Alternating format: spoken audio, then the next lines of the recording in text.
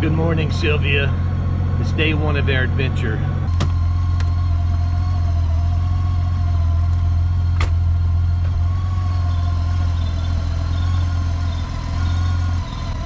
Bye, my love. Bye, my love. I'll be back. We'll be back. Bye.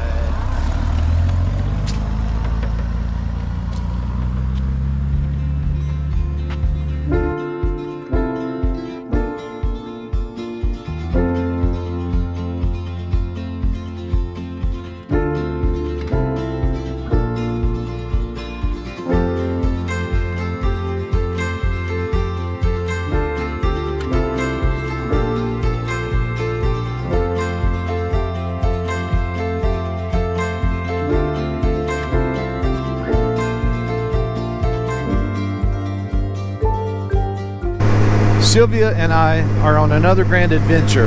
We're headed to Lucy, New Mexico to see the annular eclipse.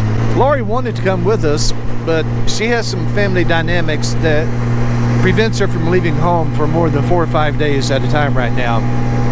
And about a month ago we were talking, and I told her that I had tried every way I could think of, driving long days, half the night, so that we could take our truck and camper to New Mexico to see the eclipse, but I just couldn't make it work out. And that woman looked at me and she said, "You and Sylvia should go." And I looked back and I said, "I'll give you 48 hours to change your mind." And she never did. So what do you do with a woman like that? You love her and do exactly what she tells you to do.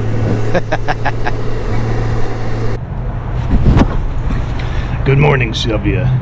It's day 2 of our adventure. We're in Chattanooga, Tennessee. It's 57 degrees. We're going to Hot Springs, Arkansas today. And today we're just going to put some miles on the clock. There's not a whole lot to see today. But you see in the background, there's a Waffle House here. So I've already had my breakfast and let's get on the road. Oh, it's a wonderful day to be outside on the road. 59 degrees, light traffic. 77 miles per hour.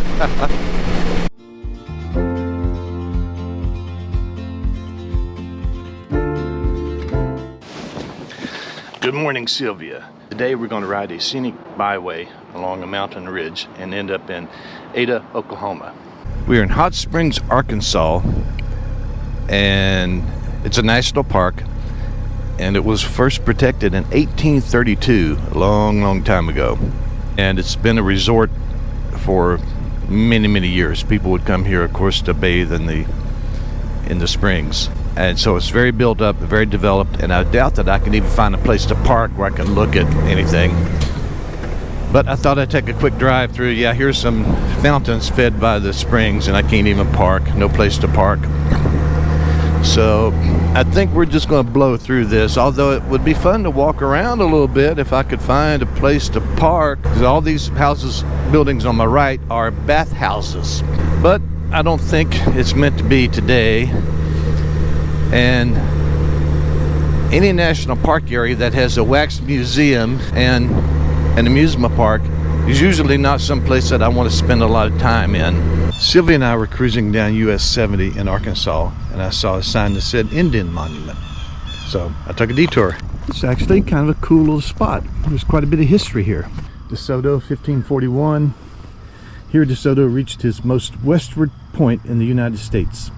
Here was the capital of the warlike Tula tribe of Indians who fiercely fought DeSoto and his men. Relics found in this vicinity suggest the romance of past centuries about which history will ever be meager and incomplete. I kind of like that.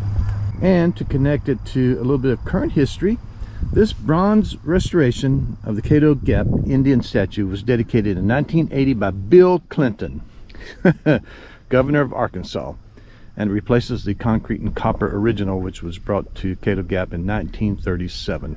So there you go. Bill Clinton dedicated this statue in 1980.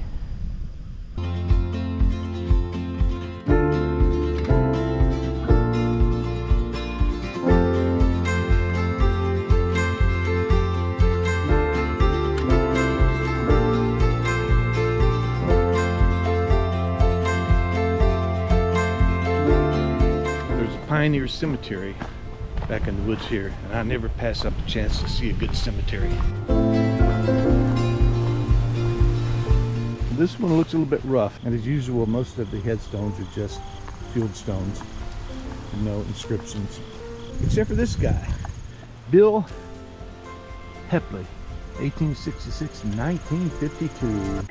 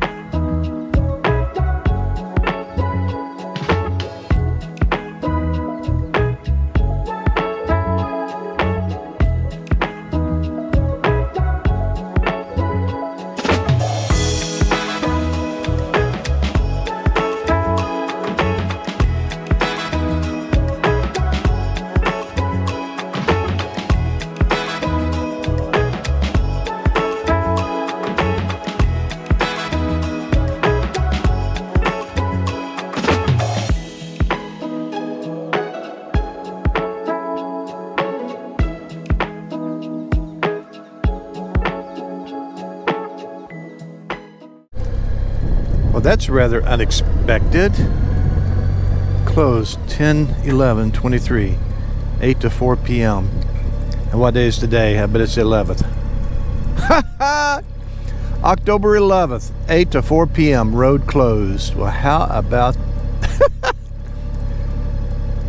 how about that for my luck? And I just noticed that one of my headlights are out. I'm going to have to go to Walmart and replace a headlight bulb.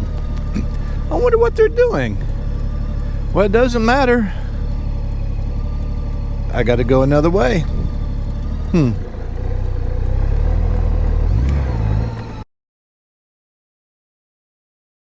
This building is a council house built in the late 1800s and used until 1907, when the territory became the state of Oklahoma, and the federal government took over the Indian affairs, and they didn't say how that worked out, but they had a legislature, representatives, a Supreme Court.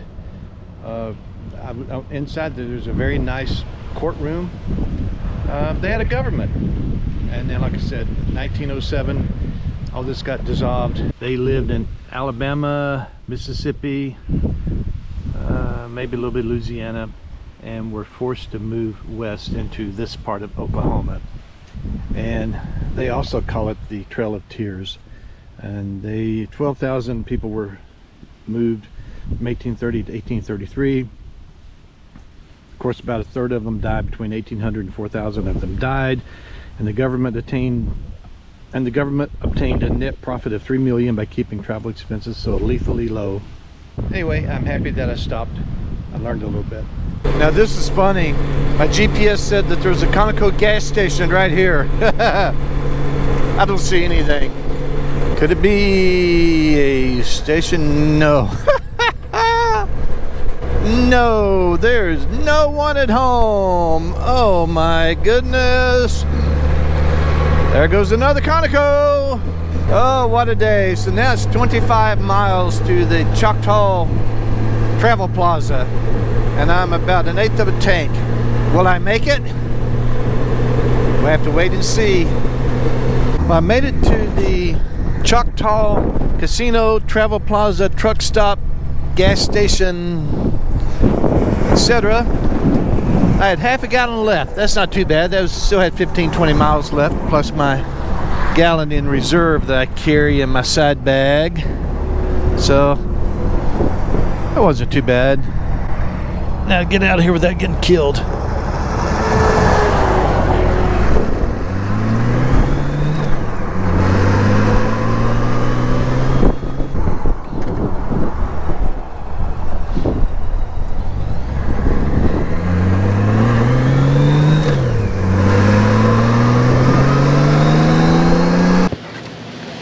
Good morning, Silvia. Today is day 4 of our adventure. We're in Ada, Oklahoma, going to Amarillo, Texas tonight. It's very windy, Supposedly no rain, but it's windy and cloudy. About 62 or 63. So let's get on the road.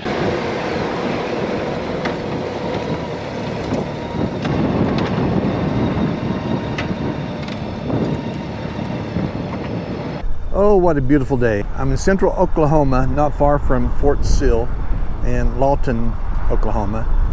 And that is where Geronimo is buried. This is a historical marker talking about him a little. And I'll not try to pronounce his name, Quanah Parker AKA Geronimo. Now he was born in 1850, son of a Native American and a Caucasian woman who had been captured by the Comanches.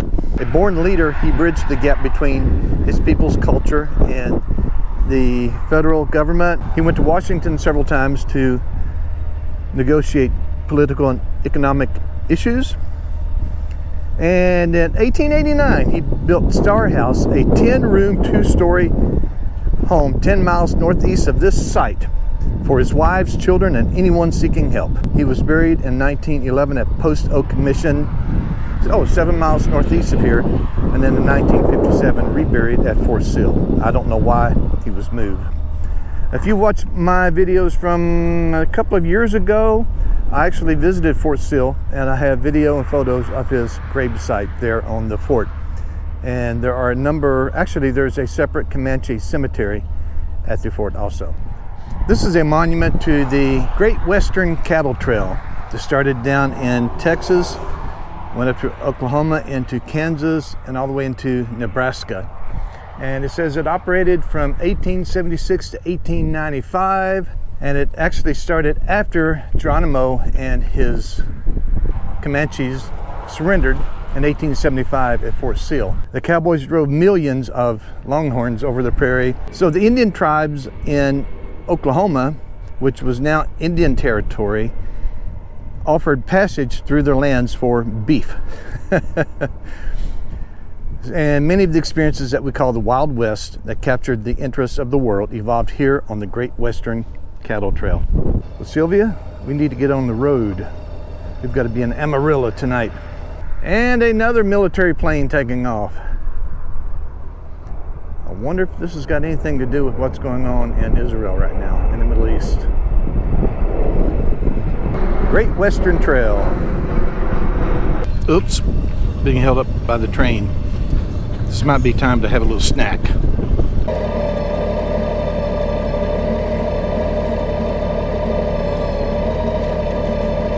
I just came from Oklahoma. Welcome to Texas. Drive friendly, the Texas way. 75 miles an hour. That's the Texas way. Go back and see what this thing is.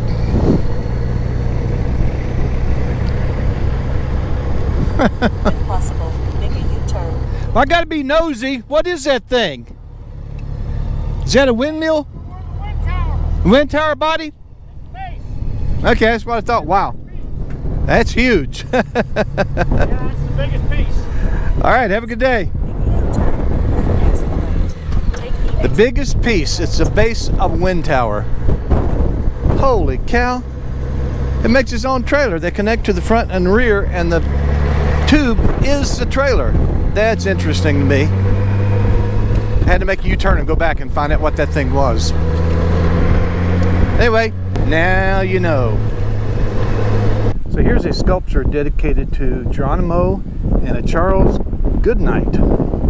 They shared mutual respect for one another. And there's a story behind this. I think I'll have to tell you later what it is, because I don't have it with me at the moment. It's actually kind of a neat sculpture. It's got the notch in the top, the feathers.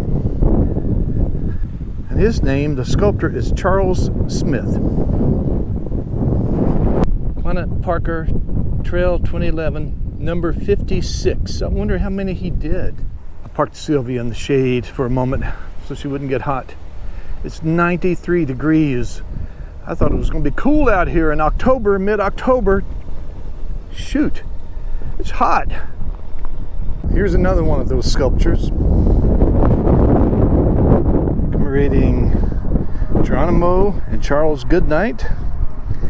And this is number 55. I'm ready to be an Amarillo.